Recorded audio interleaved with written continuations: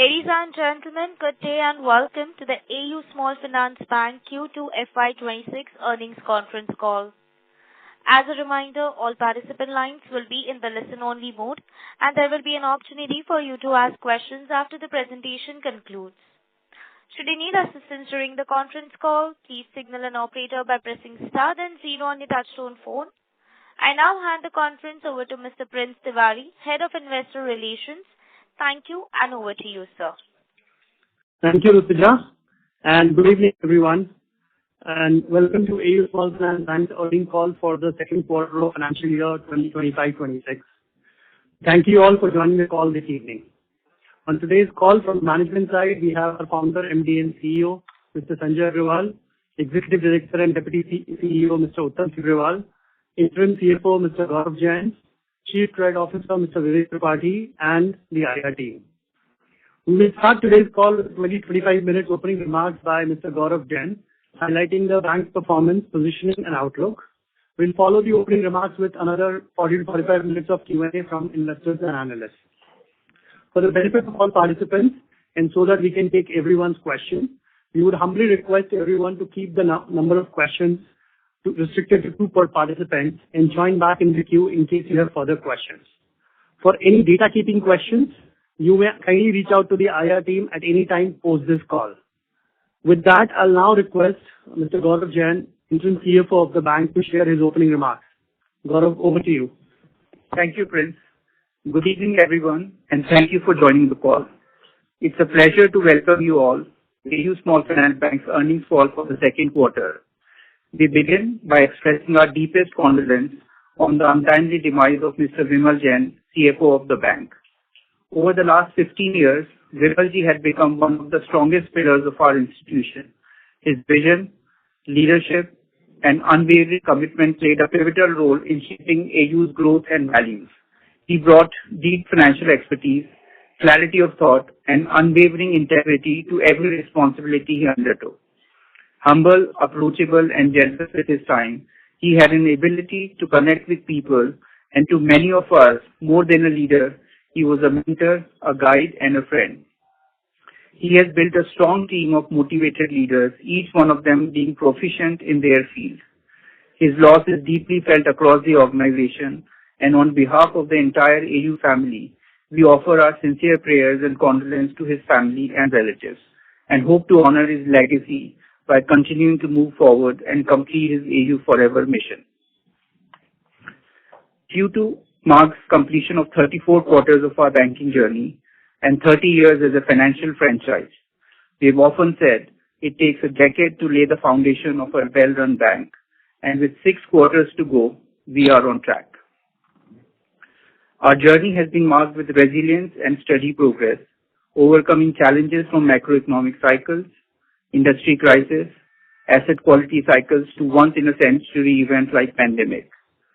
Over the last 8.5 years, we have built a pan-India liabilities franchise, scaled core asset businesses, maintained strong asset quality, expanded distribution, launched newer products, and focused on talent and succession planning. Strategic moves like relocating to Mumbai and acquiring another bank have strengthened our presence, especially in South India. We have learned from our mistakes and acted quickly, positioning AU to deliver a sustainable and predictable growth beyond 2027. Notably, on August 7th, we received an in-principle approval from the Reserve Bank of India to become a universal bank with an 18-month transition time. This is a strong endorsement of AU's business model, sound governance, and commitment to financial inclusion.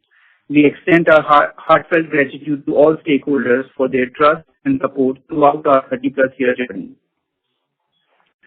In recent months, global economy has remained volatile with shifting trade flows and a more complex multipolar environment.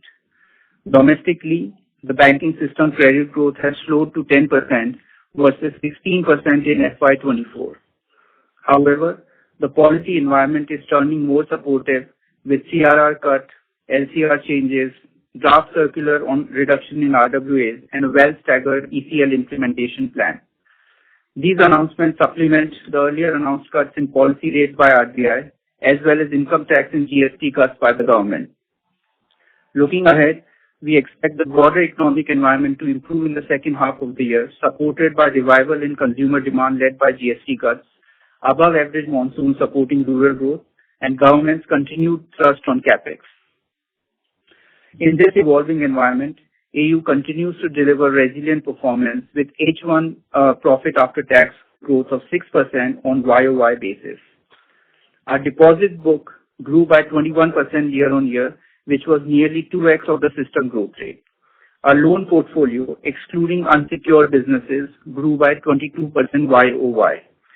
Including unsecured, loan growth was at 17%, which is 1.7x of the system credit growth. Margins have started to grow, with NIM expanding by 5 basis quarter-on-quarter to 5.5% compared to 5.4% in Q1, led by sharp decline in cost of funds. Credit cost has also started to decline and is expected to normalize in second half. In many ways, Q2 marks the bottoming out of the current cycle, with growth staying strong in core businesses, unsecured book beginning to stabilize, uptick in margins, and commencement of reduction in credit costs. We expect to see tailwinds in second half from the onset of festive season, boost from GST cuts, and expected economic recovery. And over the next 2 to 3 years, expansion of distribution in Andhra, Karnataka, Tamil Nadu, Telangana, UP, and West Bengal will start contributing to our growth in a meaningful manner. Moreover, the central and various state governments have instituted a range of credit guarantee schemes and interest subsidy programs to lower the risk exposure of lenders and reduce borrowing costs for targeted groups. The bank has been actively participating in these schemes, ensuring credit delivery and channelization of resources to the end beneficiaries. This, combined with recent reduction in PSL requirements from 75% to 60% for SFBs, would further help in ease of business for our retail and MSME segments. Now let me give some color on each of our businesses. First, on the deposits business. Our deposit base crossed rupees 1,32,000 crore, growing by 21% year-on-year and 3.8% quarter-on-quarter, reflecting the growing strength of our branch banking franchise. CASA deposits grew by 9.7% year-on-year, and CASA ratio remained stable at 29.4%. Within CASA, current accounts deposits grew strongly at 26%, and savings deposits grew by 6% YOY. As highlighted earlier, cost of funds reduced by 25 bps during the quarter from 6.83% from 7.08% in Q1. We have started to deprioritize high interest rate-led deposits, and focus is on increasing granular SA on the strength of our full suite of products, services, distribution, and client relationships, with interest rate not being the only major differentiating factor. With effect from 3rd of October, we have cut peak SA rate by another 25 bps, taking the total SA rate cut in highest bucket to 75 bps in this financial year. The highest SA rate on offer now is 6.5% versus 7.25% in March 25. And for 10 lakhs and lower balances, our peak SA rate is now down to 3.5%. Newer acquisition of SA accounts continues to grow at robust pace, with 35% year-on-year increase in number of accounts opened and 17% increase in value for new SA accounts acquired in first half. Universal banking license will significantly enhance trust and brand acceptance among depositors, enabling the bank to optimize its cost of funds over time. Cross-selling our full suite of products across cards, payments, insurance, wealth, trade and FX remains a key priority for the bank, with a dedicated cross-sell department leading this initiative. In one of the newer initiatives around cross-selling savings accounts to our retail asset customers, we saw promising results with 95,000 SA accounts opened in the last 6 months, contributing around 180 crore in value.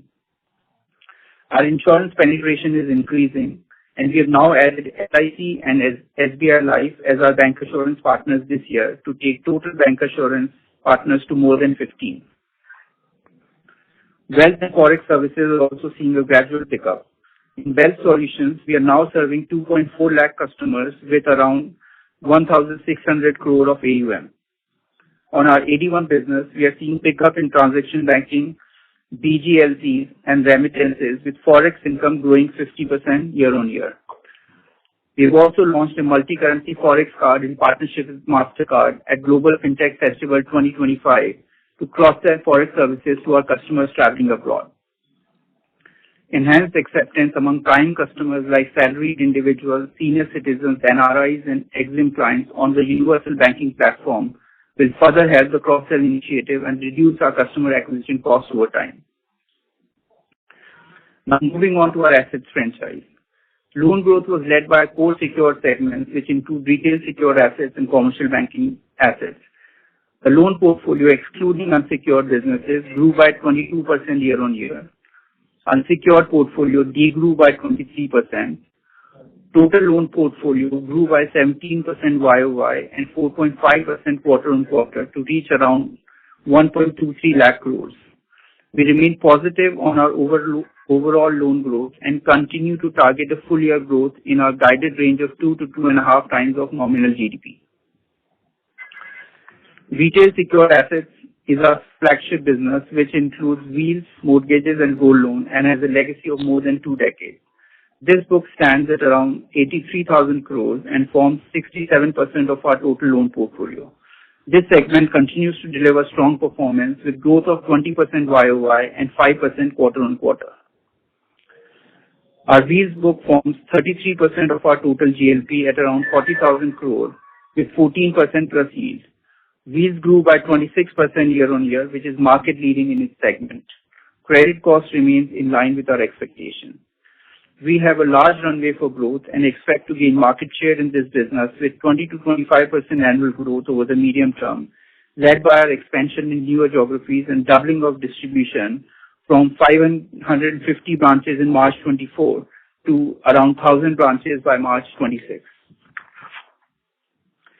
The second key product is mortgages, which stands at around 40,000 crores and forms 32% of the total GLP. It includes micro business loan or MBL and home loans. Total mortgage portfolio grew by 14% year-on-year and 3% quarter-on-quarter. Credit costs and slippages improved sequentially in Q2.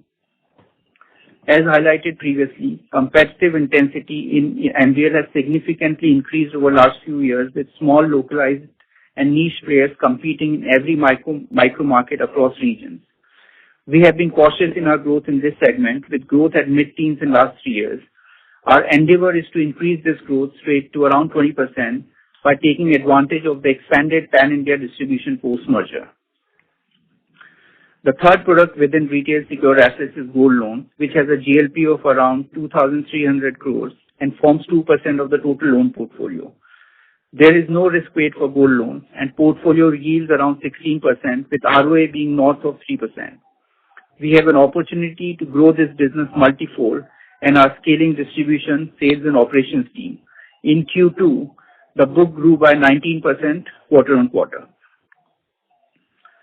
The second key business asset line is commercial banking, which is 21% of the total loan portfolio and includes 5 businesses: business banking, agri-banking, emerging enterprises and financial institutions, real estate, and transaction banking.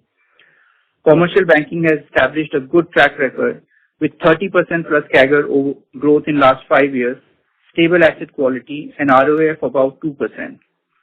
A significant portion of this book is self-funded, as this book contributes 8% of overall deposit book and 6% of overall CASA book. Total commercial banking GLP grew 22% year-on-year and 4% quarter-on-quarter. Asset quality remains in line with expectation. We have a strong understanding of MSME space, NBFC lending, and construction finance, along with a full product suite backed by tech capability, including the AD1 business, which we started last year. We are working on creating sector specialization and expect this book to further benefit from transition to universal banking platform. So far, we have discussed the secured asset portfolios. Now let me walk you through the unsecured segments, which degrew by 23% year-on-year and 2% quarter-on-quarter and form 8% of the total loan portfolio.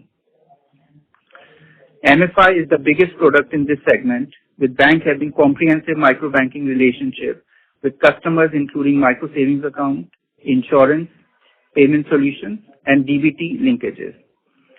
It's an important business line for the bank as it contributes substantially to fulfilling the 10% PSL requirement of lending to small and marginal farmers. MFI book is around 6,200 crores, which is around 5% of our total GLP. Book has started to stabilize with quarter-on-quarter degrowth moderating to 1%. We expect the portfolio to start growing gradually from this quarter onwards. On asset quality front, X-bucket collection efficiency improved to 98.95% this quarter, the highest in last 5 quarters, with September collection efficiency being 99.05%.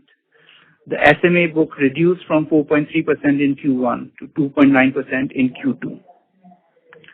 Most of the incremental disbursements are getting covered under the CGFMU guarantee program, and the coverage at portfolio level has reached to 69% by the end of Q2.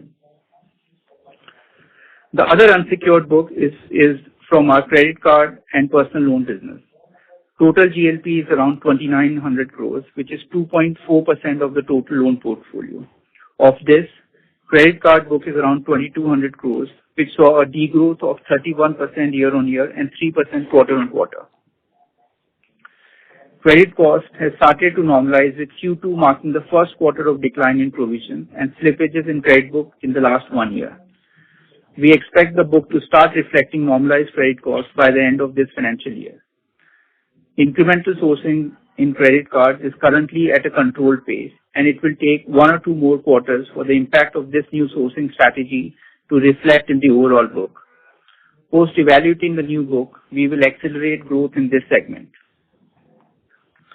In terms of profitability, we delivered profit after tax of rupees 561 crores for the quarter and rupees 1,142 crores for the half year, with ROA and ROE respectively at 1.4% and 12.4% for Q2 and 1.4% and 12.9% for H1 respectively. Net interest income increased by 5% sequentially on the back of growth in loan portfolio and NIM improvement. NIM increased by 5 bps quarter-on-quarter to 5.5% from 5.4% in Q1.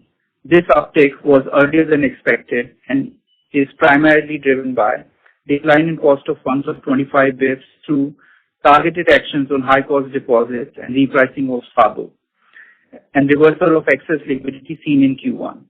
This 25 bps decline more than offset the drop in advances yield of 19 bps from 14.1% to 13.9%. In the absence of any further rate cut, NIM should continue to expand over the next couple of quarters as deposit book continues to reprice. Core other income saw a healthy growth sequentially as disbursements increased 20% quarter-on-quarter, and we witnessed increased traction in distribution of third-party products. Operating expense saw a 11% YOY and 7% quarter-on-quarter increase due to growth in disbursement and investment in manpower as we expand our distribution to pan-India. Additionally, as part of our ongoing talent management and succession planning, we increased our ESOP program this year, with ESOP awards increasing by 75% on a year-on-year basis. However, we continue to target disciplined control over operating expenses, with OPEX by total assets falling to 4% in H1 as compared to 4.6% in H1 FY25. Cost income ratio was 56% in H1, which benefited from higher treasury gains. Credit cost declined to 481 crore in Q2 versus 533 crore in Q1. With this, credit cost for first half was at 1.28% on an annualized basis. Lower credit cost was driven by 12% reduction in slippages during the quarter, with lower slippages seen in cards, mortgages, and commercial banking. We expect to see continued recovery in unsecured and seasonal recovery in secured assets in the second half, and expect full year credit costs to be within our guidance of 1% of average total assets. To sum up, Q2 was a milestone quarter for us as we received an in-principle approval for universal bank license. As we stand at this pivotal juncture, all dominoes are aligning for the next phase of our journey. Supportive regulatory policies, accommodative monetary measures, aggressive government reforms are creating a fertile environment for growth. Our transition to universal banking is a once-in-a-lifetime opportunity and will provide us wider acceptance and strengthen our brand, which we are expanding across India. Our margins have started to improve, credit cost is on a declining trend, and our unsecured portfolio is stabilizing. With robust growth engines in deposits and assets, we are well positioned for sustainable growth, and our investment in distribution expansion will continue to provide momentum to gain market share. Backed by a stable and experienced team, strong execution culture, and no legacy systems in our technology stack, we are fully prepared to capture emerging opportunities and deliver consistent value to all stakeholders. With that, I will now hand over to Prince for Q&A. Wish you all a very happy and safe Diwali. Thank you, Gaurav. Rutuja, we can now open the call for questions. Thank you very much. We will now begin the question and answer session. Anyone who wishes to ask a question may press star and 1 on the touchtone telephone. If you wish to remove yourself from the question queue, you may press star and 2. Participants are requested to use handsets while asking a question. Ladies and gentlemen, we will wait for a moment while the question queue assembles.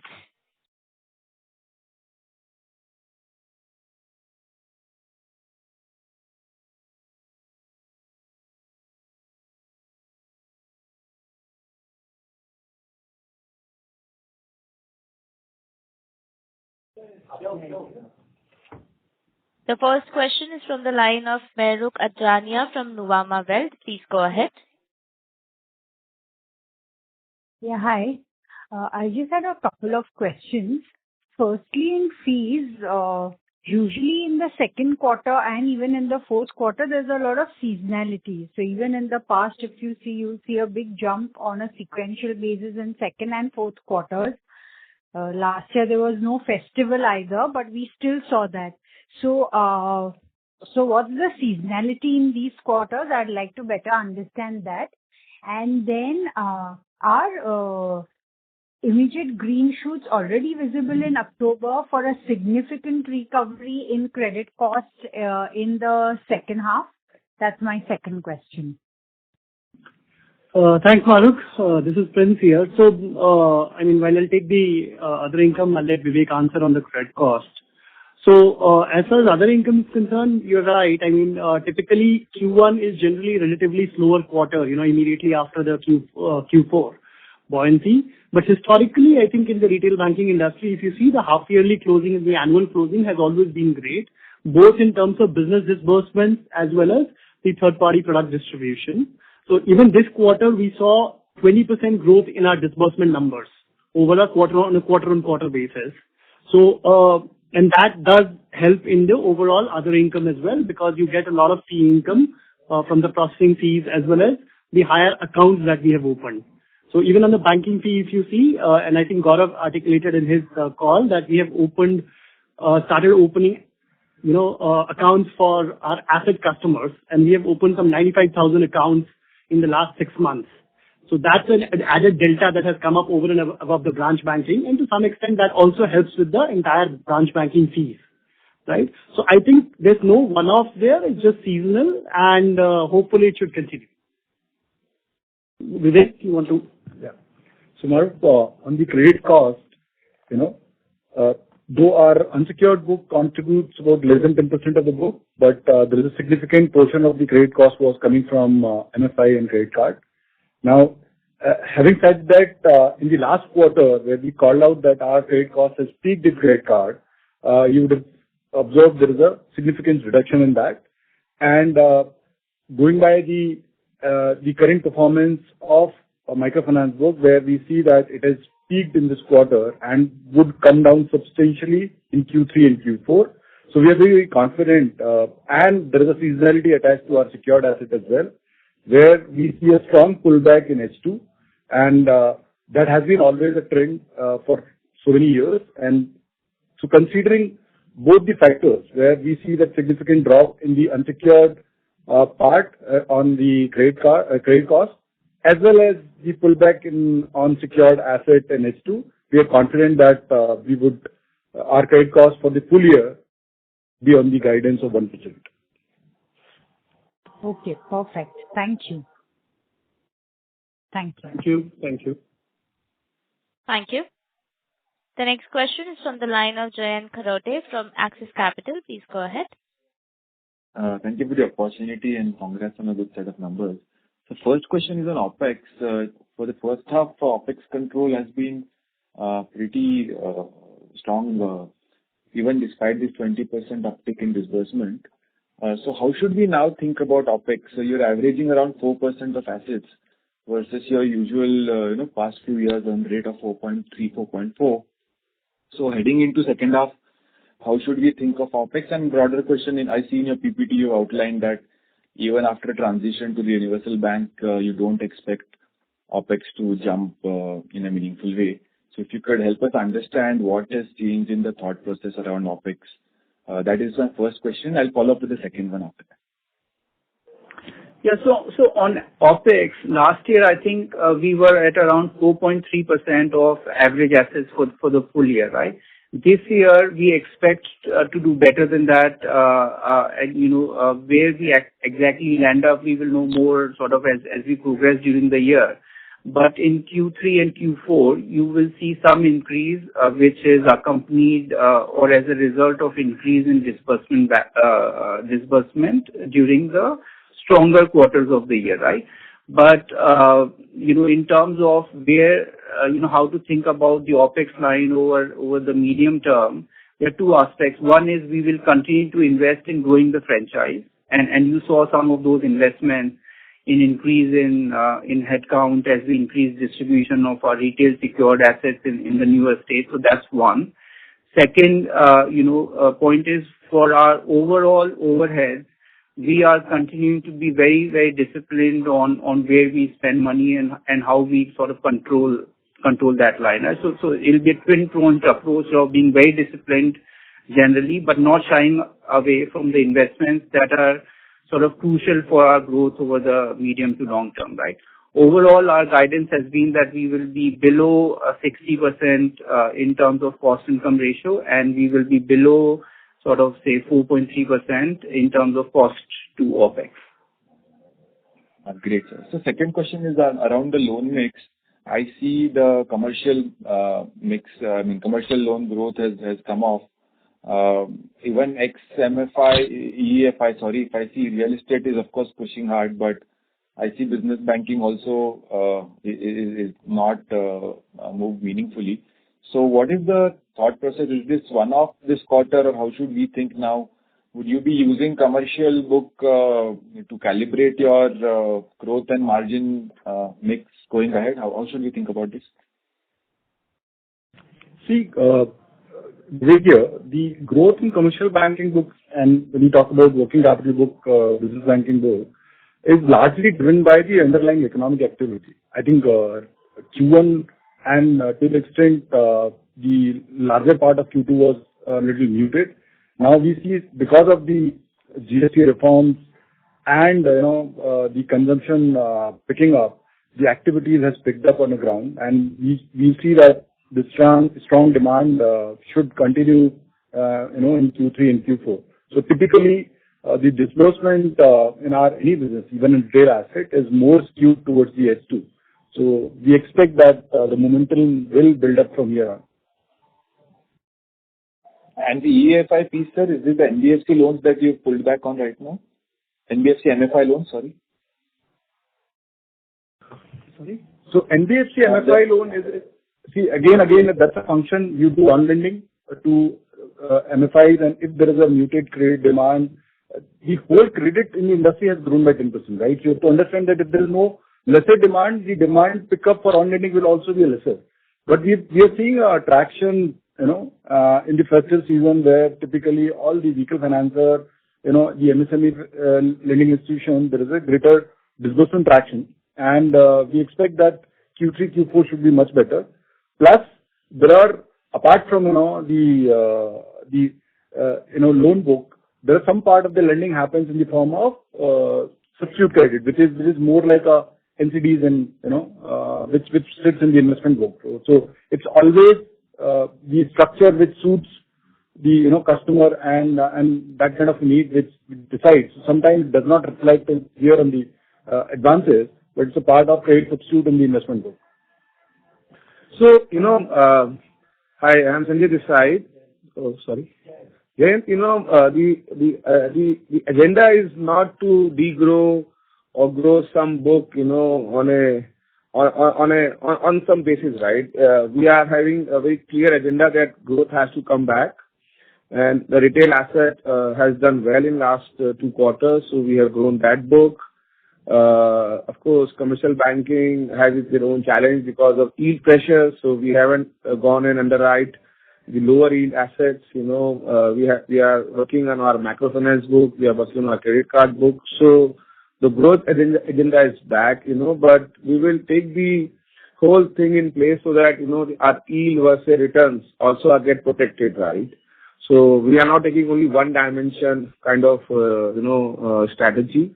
It's a wholesome strategy where we'll see our yields and the asset quality, the growth number, and then we'll decide our course, But we have so many books, honestly, right from retail asset, wheels, MBL, affordable housing, then we have business banking, agri banking, NBFC, REG, microfinance, PL, BL, credit card, right? So it's a combination of entire product mix now we want to focus on, nothing being left out, nothing being focused more.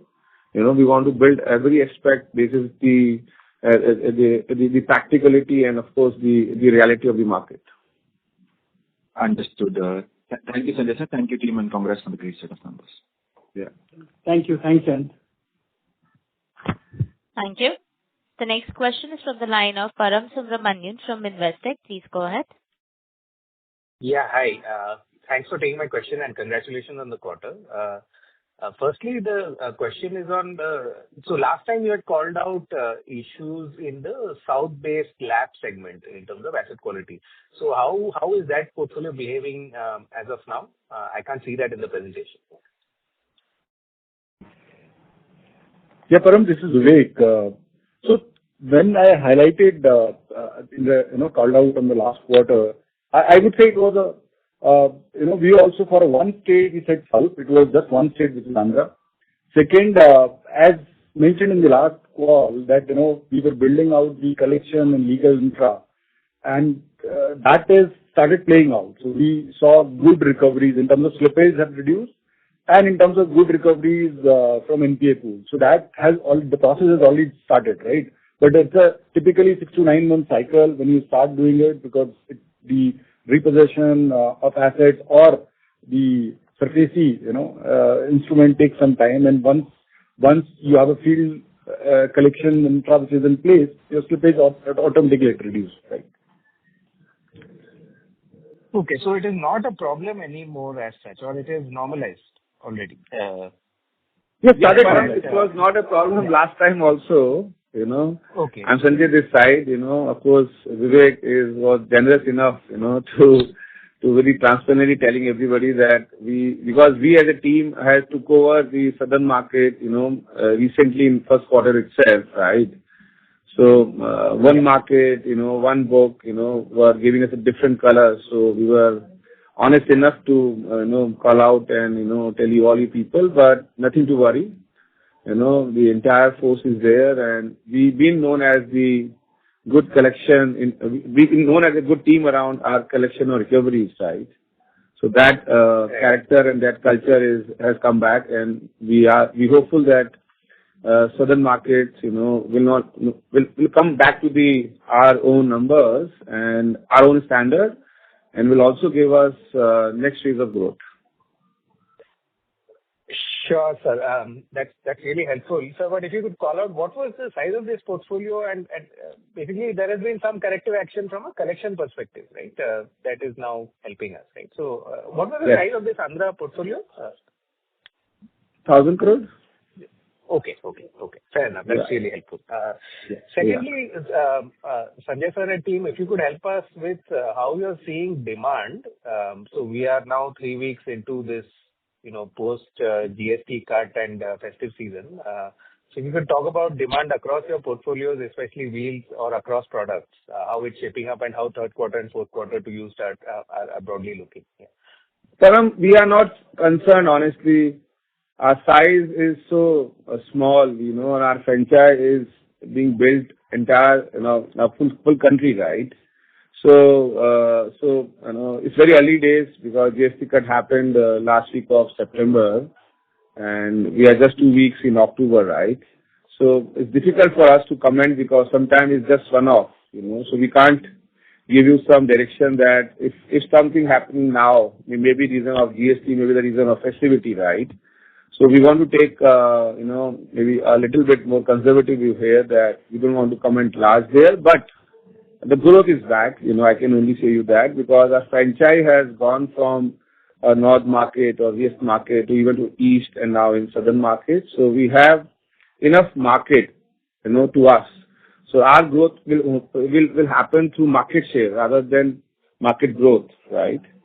So, and that is the way we are focusing ourselves, So our focus is more on that. Let's reduce our cost of money. We have enough diversified asset classes. Pick your asset class depending on the state, requirement, and then build on.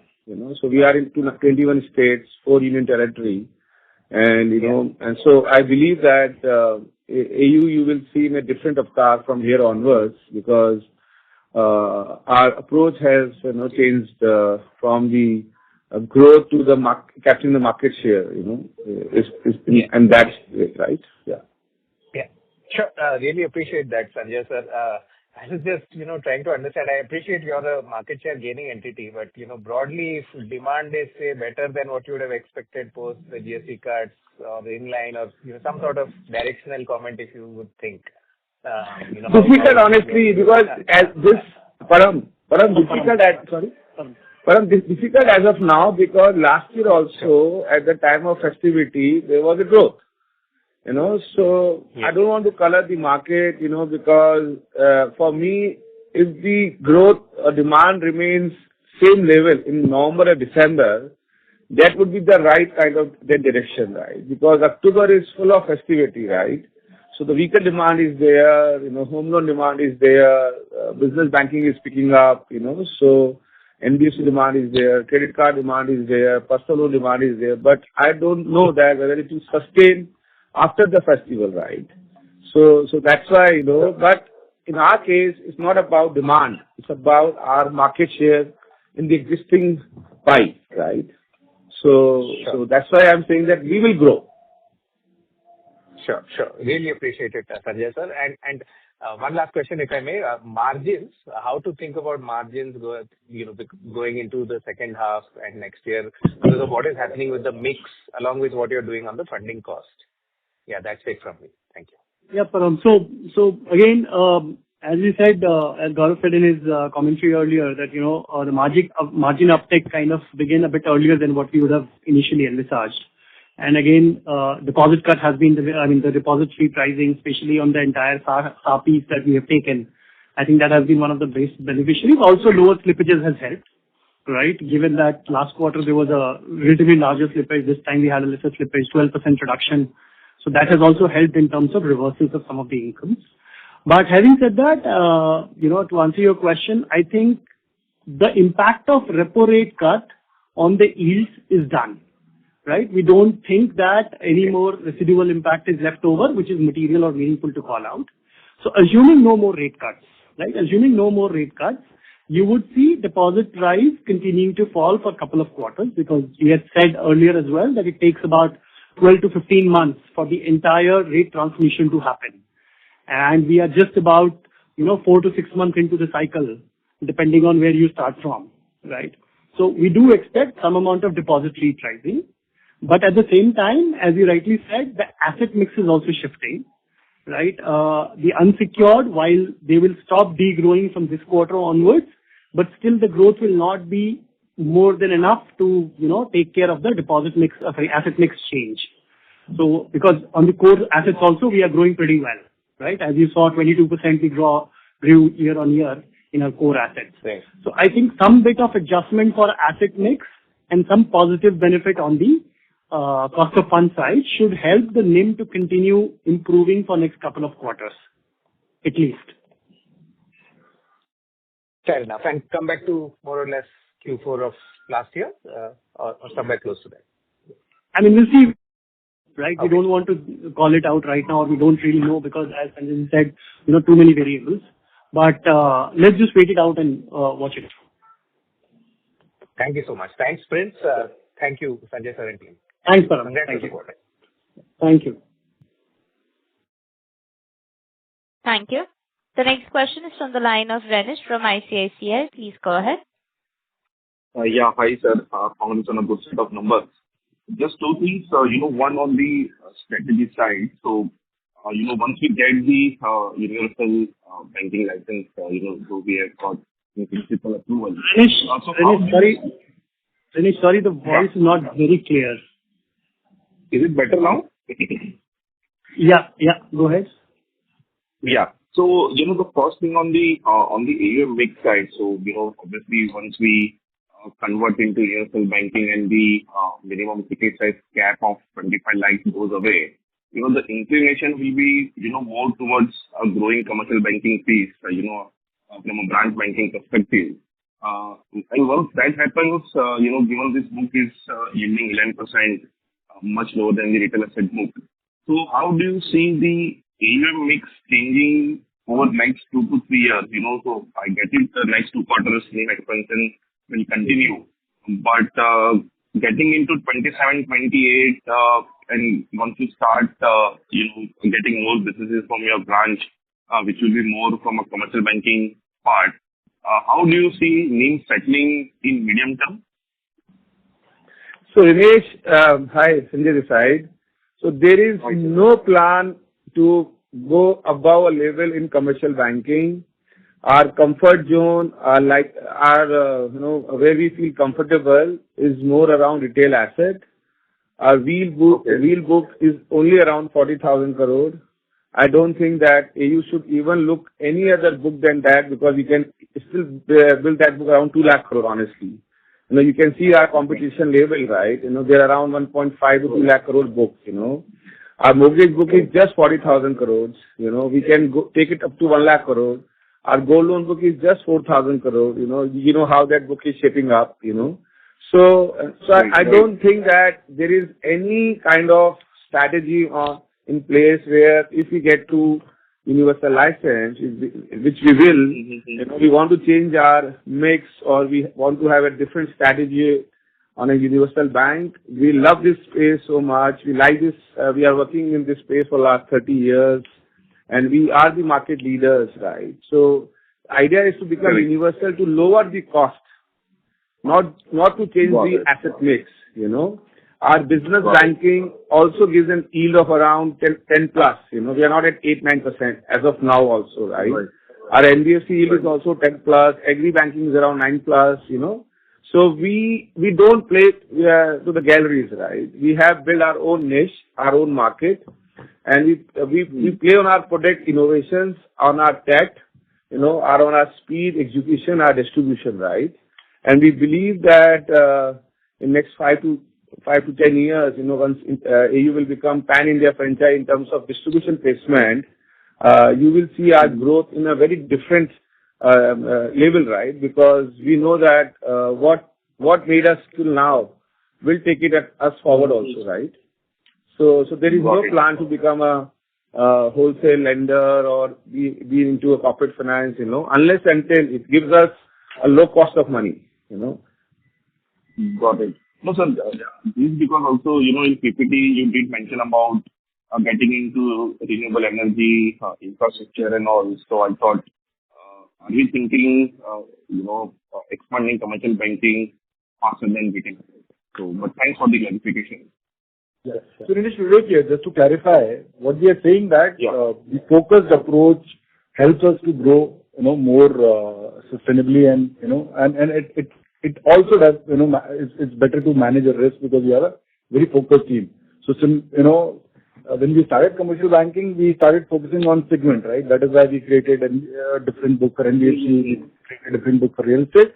Similarly, within the businesses, if you have a sectoral approach, people who understand that sector can manage it better and can also grow it better, right? That's a reason we want to focus sectorally, right? So renewable energy is one area where we've already started, but others we will slowly build. We'll see that how we get the sectoral, insights and how we get the expertise to underwrite and to source those kind of customers. Then, if you become the subject expert in terms of lending, then your TAT improves, and if your TAT improves, you are in better position to bargain. So like we are the leader in NBFC, right? People give us 100 basis more than the other people, right? Because once our name is on the lender list, people value it, right? So I think we are playing on our strength, So sectoral focus will make us more, strengthen in our whole positioning in terms of borrower's eye, right? Yeah. And also, Renish, we're not saying that we'll change our ticket size. So that focus will remain on the same, small and medium enterprise. That is what is our core area. Yeah. Got it. And just the last thing on this, ECL framework, which is, sort of likely to be implemented. So any cost order impact analysis would you like to share once that gets implemented? On the tariff? No, ECL framework on the universal bank. ECL, Renish, honestly, it's too early to comment, right? It's on draft basis, and there are so many nuances. But we do prepare pro forma. I think historically we have done it, and we have.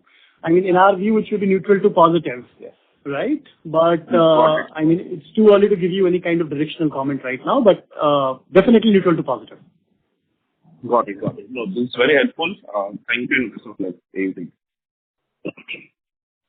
Thank you. The next question is from the line of Kunal Shah from Citigroup. Please go ahead.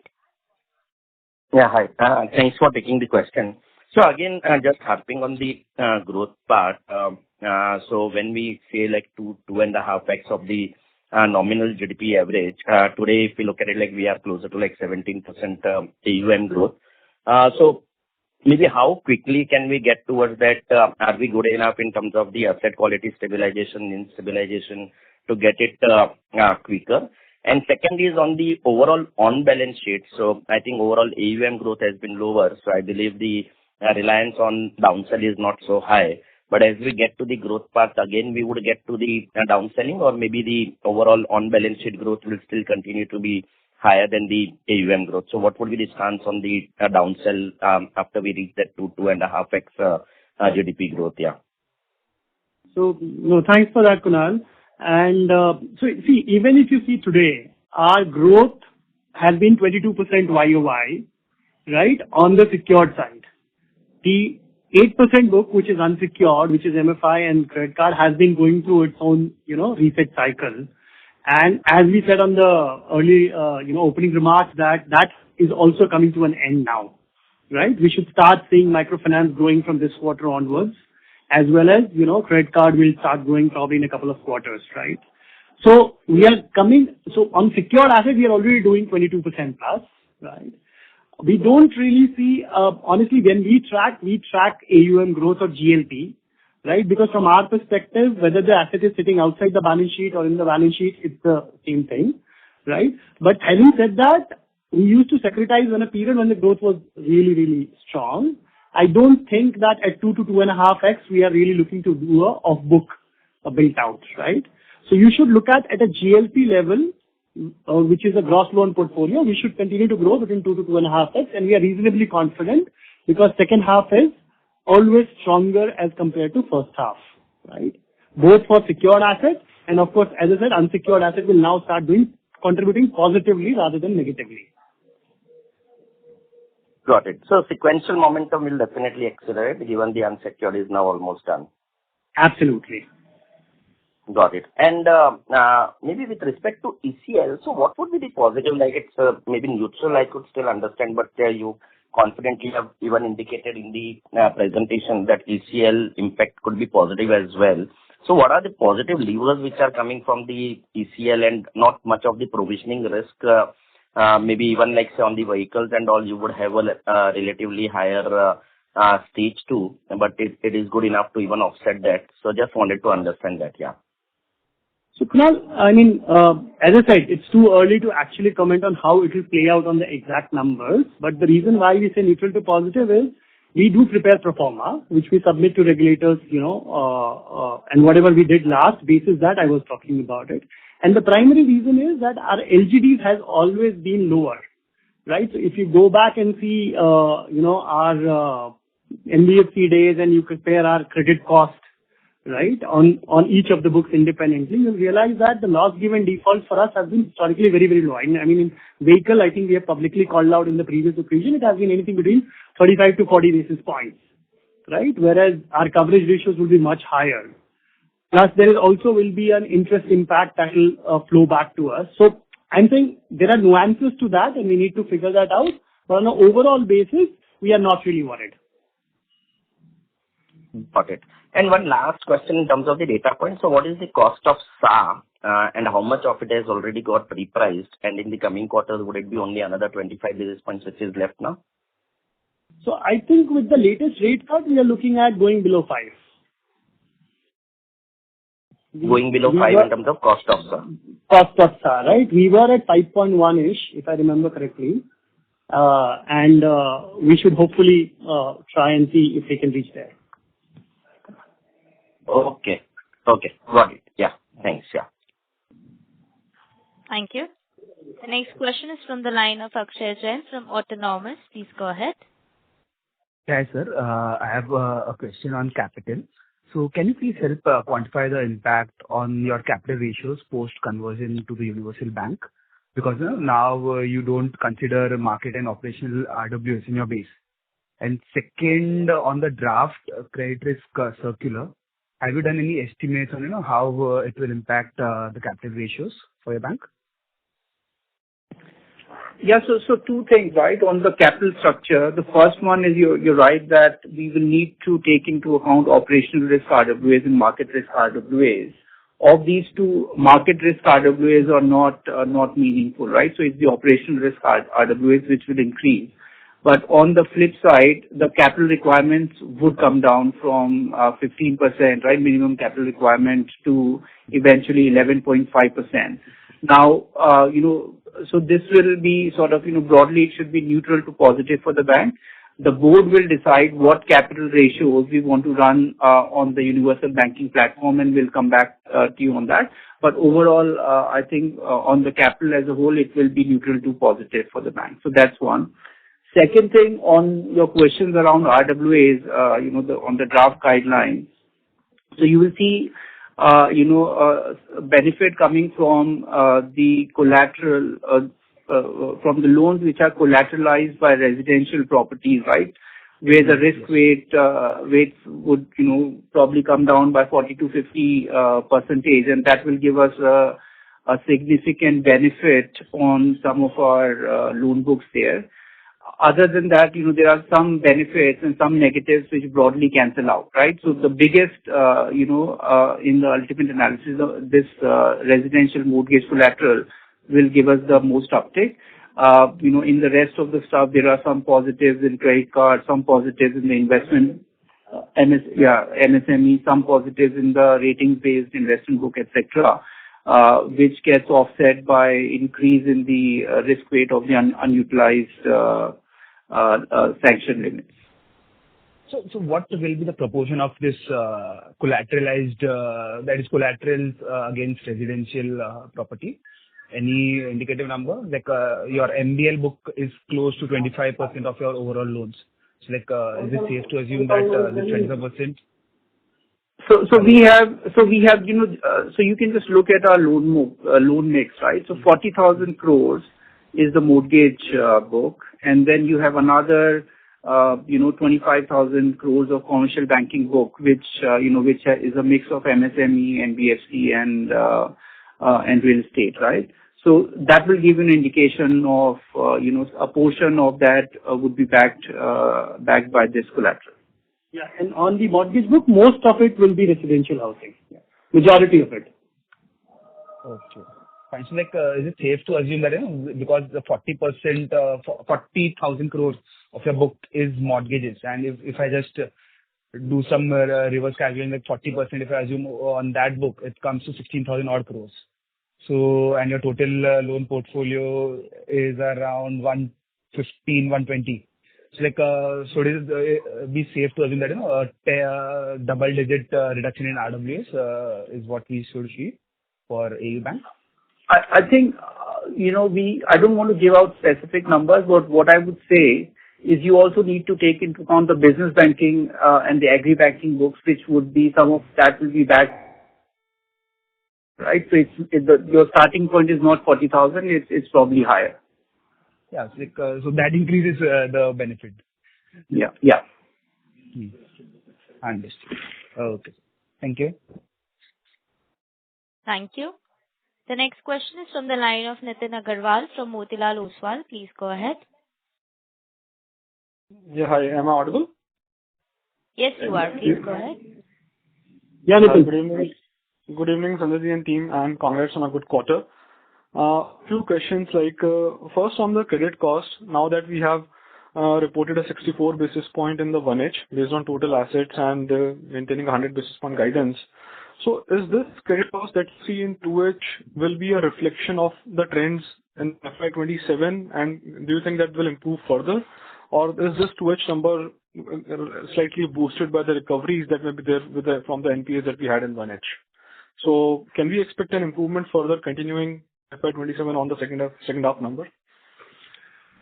So Nitin, we are confident about this year, right? Because we can visualize the entire ecosystem, we can see quarter 3, quarter 4, right?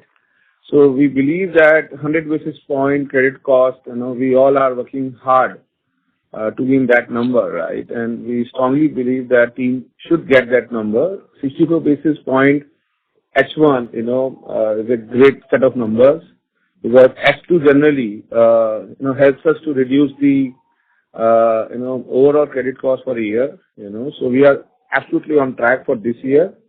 But next year, again, too many variables, too many things, which comes from nowhere, right?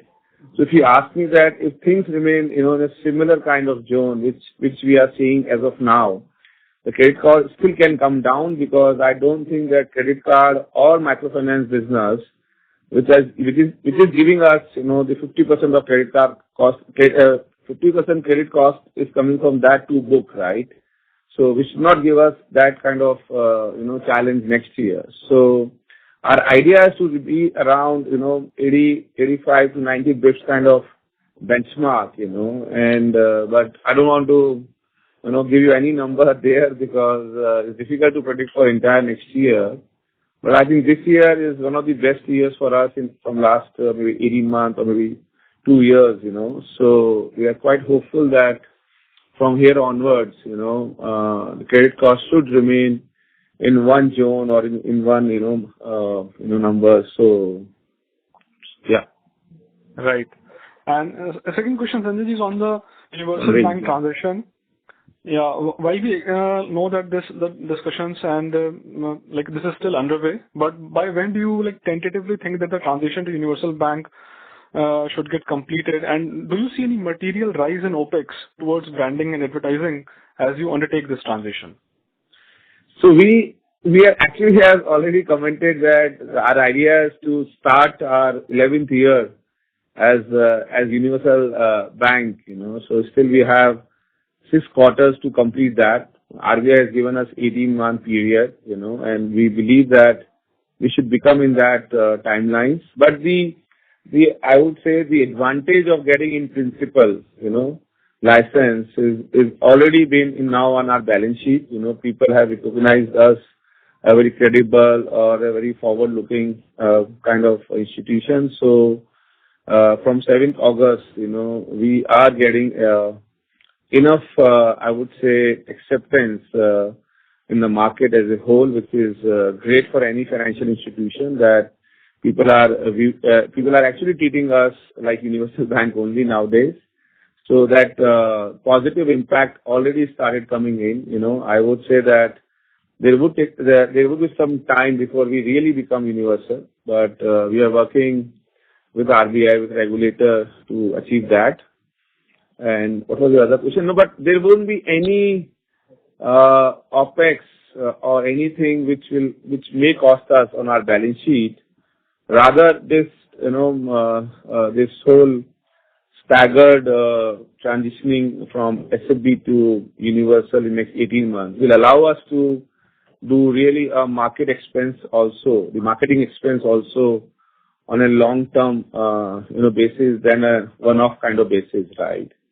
So as of now, Nitin, difficult to comment on one-off from a marketing expense, but other than that, everything is business as usual. Right. And the last question is on the number of employees, and there is a sharp rise at around 4,500 odd employees that we have added this quarter. Yeah. So how are we looking at that? I mean, this is a very, very sharp number to look at the increase that we have had in the last 2 quarters, in fact. And so how do you see the OPEX? Any implications of this on the cost ratios? Will it again start to go at a faster clip? How do you see that? Within the agenda of growth is back. We are seeing much business opportunity in our newer geographies like southern markets, east markets. The entire growth which we are seeing in workforce is largely in sales force or largely in underwriting space. We haven't added much more force in backends. So idea is to make them productive in coming time and and bring the growth back. So we are now focusing ourselves more and more on taking the market share from the newer geographies. So there would be some little bit higher OPEX, but it will eventually help us to bring back growth on our business numbers. Right. And just one last question, if I may squeeze in, is also on the credit card portfolio, because that is giving us quite a addition to the total credit cost, irrespective of the size of the portfolio, which has come down meaningfully. But it is still contributes meaningfully in respect to the total credit cost. So what is the outstanding revolver in the transactor mix now that we have in this residual portfolio? Sorry, Vivek. That's given on slide number 36, Nitin. The revolver to transactor mix. So transactors are 48%, revolvers are 26%, and 27% is EMI or loan, PM. And as we had highlighted earlier, that the entire credit card book, we had taken a lot of corrective actions over the last 8 to 12 months.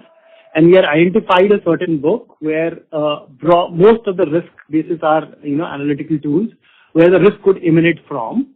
And that's the book which is now slowly winding down. And that's why you see this quarter, there's a substantial reduction, almost 50% in terms of the credit cost that's coming from that book. And that's where Vivek was saying that we'll continue to see positive benefits in the coming quarters. Right. Got it. The credit cost would eventually come from the slippages, right? So slippages are leading indicator that, so in this book, my slippages has come down substantially from, Q1 to Q2. And we would continue to see that momentum going forward. Maybe in the standalone basis, Q4 should be more similar to what industry benchmarks are, right? That's what we think. And how much would this revolver would have been at the peak now that it has come down to 25? So this would be around 35, 36. Okay, sure. Thank you so much for answering all the questions and wish you all the best. Thanks, Nitin. Thank you. The next question is from the line of Pranuj from 3P Investment Managers. Please go ahead. Hello. Hi, hope I'm audible.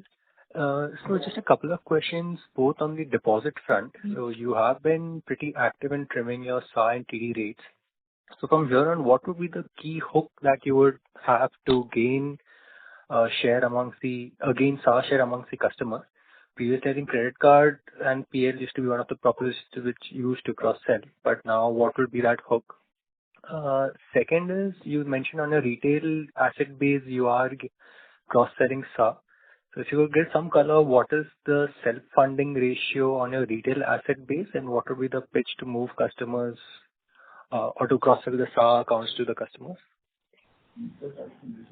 Yeah. So, Pranuj, thanks for that question. See, I think the entire focus on build out of SA has been to build granular SA, right? So, and that has to be on the basis of, the engagement with the customer and the various products that we can try and cross-sell to the customer so that the engagement and the hook kind of increases. And that's why over the last 3 or 4 years, or 5 years rather, we have been investing heavily in building out various hooks which we can try and cross-sell. So yeah, you mentioned credit cards and PL. These are two. And as we said in the earlier comment as well, that we are looking to grow these businesses back. It's not that we are going to wind down these businesses, right? There had been certain underwriting tweaks that we were doing, and having got some confidence, as I said, in a couple of quarters, we'll start growing that back, right? So that obviously remains one of the biggest hooks. But apart from that, we have now got the insurance penetrations. We have now built out insurance partnership with more than 15 insurers, right? Including LICs and SBI Life, right? Then we also have the entire wealth management that we have built out, right? And that is showing a good traction, right? Of course, SFB brand doesn't really help from a wealth perspective, but as we migrate to universal, the team is ready. And incrementally, we are seeing traction, and we publish those numbers. As I said, currently the AUM is about 1,600 crores, right? Then there is the entire AD1 license where the FX and remittances piece is coming through. And I think in Gaurav's earlier commentary, he highlighted that the FX income is now growing almost 50%, of course, from a low base, right? But that also tells you that there is a lot of adoption in terms of remittances and in terms of customer forex requirements. We just launched the FX travel card as well. So I think the idea will be to try and reach out to a customer with a full basket of products, not necessarily only talk about interest rates. Of course, interest rates is important, but as we build the brand, probably we start putting interest rate in the rear view mirror and talk more about the bank, the products, the services, right? And maybe at some point in time, probably in near future, I can also offer a very, let's say a specialized rate on the saving, on the car loans and housing loans to my liability customers. If somebody is maintaining good balances with me, I'm not going to incur a cost of acquisition, right? And there's bound to be lower credit cost on that business. So I don't really mind, going to a customer with a complete bouquet of products rather than only talking about interest rates, right? So that's going to be the strategy, and the team will need to work on. Distribution is definitely helping, right? Universal is definitely helping. As Sanjay said, just by getting the license itself, the number of conversations that we are now having with customers, or the quality of customers, conversations we are having with customers is very different than when we were probably SFB or early stages of our SFB life cycle. Just last point, I think, to your question, most of our asset customers are self-employed. I mean, I don't know, probably more than 90% plus maybe, but at least on the retail side, they are all self-employed. So as of yet, because our cost of funds don't really allow us to reach out to a salaried customers like yourselves, right? And that is where I need to bring you in with a liability and products and services, and then try and cross-sell you on the asset with a specialized teaser rate. Hope that answers your question. Right. So, fair to say the self-funding ratio would be quite low amongst the retail asset customers as of now? Sorry, what was the question? Yeah. So that's correct, right? Self-funding in the retail secure assets would be low. But that is with every bank, because the retail asset we are building on is with the more with the customer who lives in semi-urban rural areas, right? That's why we get a yield of around 14 to 15%, right? So you can't expect those customers having enough money to keep in the bank account, right? But our commercial banking, self-funding is around what 40%? More than 40%. This contributes to 6% of Yeah. And in fact, even on the retail side, we have made a beginning. As you said, I think we have opened 95,000 accounts from... that is close to 10% only, right? So if you have an 80,000 crore book of retail assets, then it's just 8,000, 10,000 kind of deposit, right? So, and we don't expect, honestly, to get a deposit from our retail customers, rather we want to cross-sell them insurance, we want to cross-sell them, maybe the PL or BL, in case they need it, right? So we earn, decent ROA from our asset customer, that's our business model. Got it, sir. Thank you. Thank you, sir. Thank you, Prince. That was very clear. Sure. Thanks. Thank you. The next question is from the line of Piran Engineer from CLSA. Please go ahead. Yeah, hi team. Thanks for taking my question and congrats on the quarter. Just firstly, one clarification. Prince, you mentioned LGD in vehicle is, I didn't hear it correctly, but did you say 35 to 40%? This. 35 to 40 bits. We have a PCR of around 70% on wheel book. Then 50% is only the real LGD, right? So nearby that. Yeah. So basically, when loss given default is very different than the accounting entry in terms of the provisioning, right? So when we repossess the asset and sell it, what is my the principal loss, right? That is what Prince has mentioned, somewhere around 40 bits, right? 35 to 40 bits. That's the actual number. Overall basis. Of course, some book would be giving you more, some would be giving you less, right? But overall is not more than 50% of our provisioning. Yes. Absolutely. Okay. Understood. Fair enough. Okay, just coming to my questions. Firstly, given that your mix of loans has changed in the last 1.5, 2 years. First you got the MFI book, now you've run it down, and we've seen this whole cycle play out. At what level would your gross slippage ratio sort of stabilize? Because obviously currently also while it's improved, I don't think this is a steady state number, 900 crores a quarter. So what should we assume as a steady state number? Or what would you target?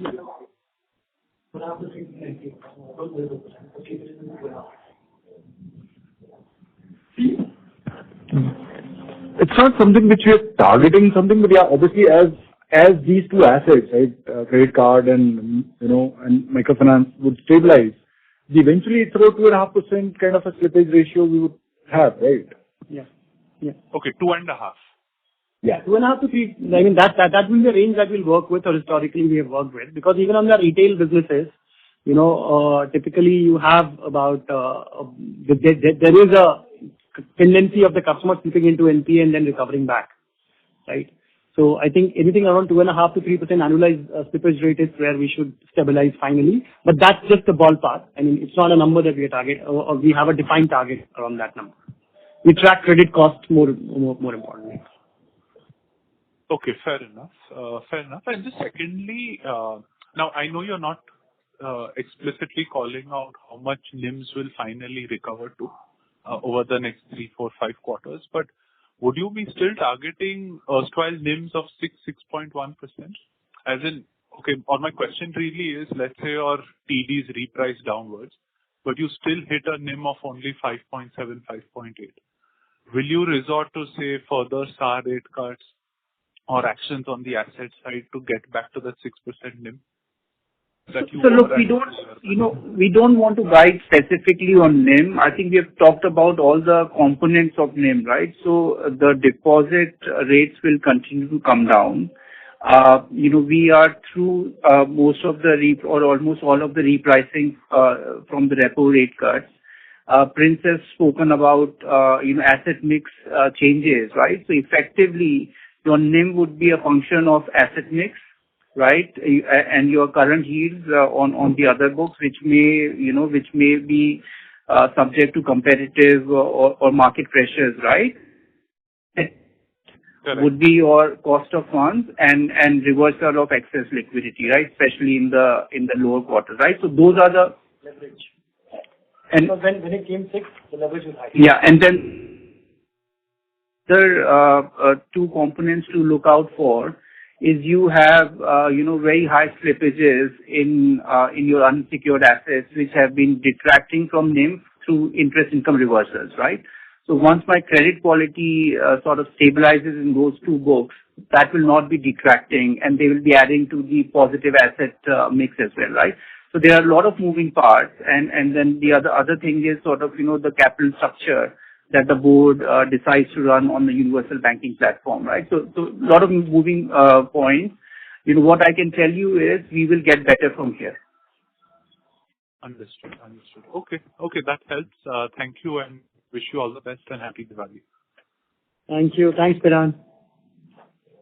Thank you. The next question is from the line of Ashlesh Sonje from Kotak Securities. Please go ahead. Team, good evening. Just one question from my side.